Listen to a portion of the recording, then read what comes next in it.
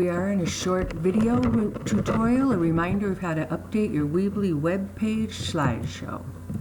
So here we are in Weebly, the editor, and we've got two pages open. One of them, Weebly, the editor, where we open up the web page and we can edit things, move around, and we can see that we're here because we have the editor tools on the left and on the top.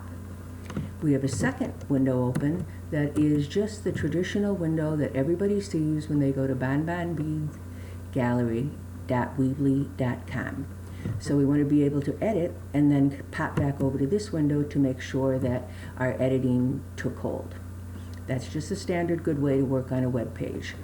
What we're going to do now is we're going to learn how to change things in our slideshow.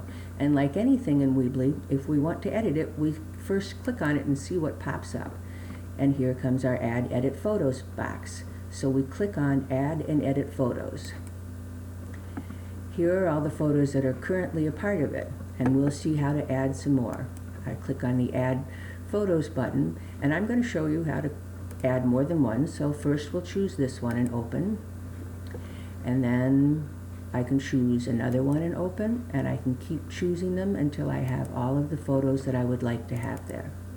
Notice the first time I clicked on it and chose open. The second time I just clicked twice and it automatically opened. Either one works. Once they're in here, I can rearrange them by holding my mouse over it, clicking the left button, and moving the pictures around. We also see at the top of each picture there are three little icons or symbols. The one on the far right is the universal delete symbol, a garbage can.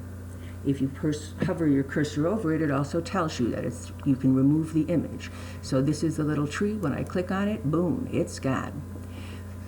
The icon in the middle is an add caption icon. If I click on it, what it will allow me to do is for this picture, and this one only, it will allow me to give it a caption. This one happens to be a picture of a friend of mine, Jim, with his son, and they're in a race and they're at the top of the hill.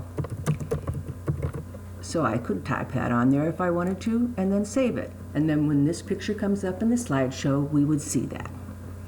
So we have learned how to move pictures around, how to delete them, and how to put a caption on them.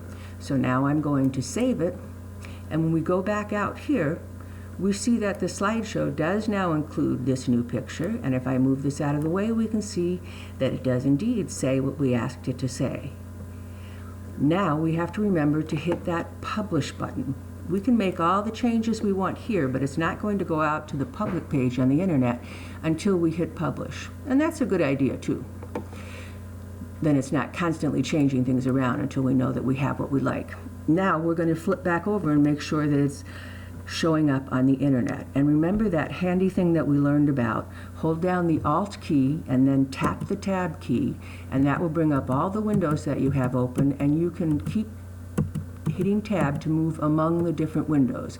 Not just in this situation, but in any situation, any windows that you have open. And now we have moved back over to the public page, but wait a minute, we're not seeing that new picture in there.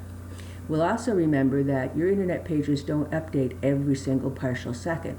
They just go every once in a while to check and see if there's anything new out there. So we could wait and see if it updates, or we could encourage it to do it right now by clicking the Reload the Page button. And as soon as we do, it goes and reloads it, and now indeed the new page is up there. There's Jim and his son. There's the caption. Simple as that. So we've learned how to update the slideshow in Weebly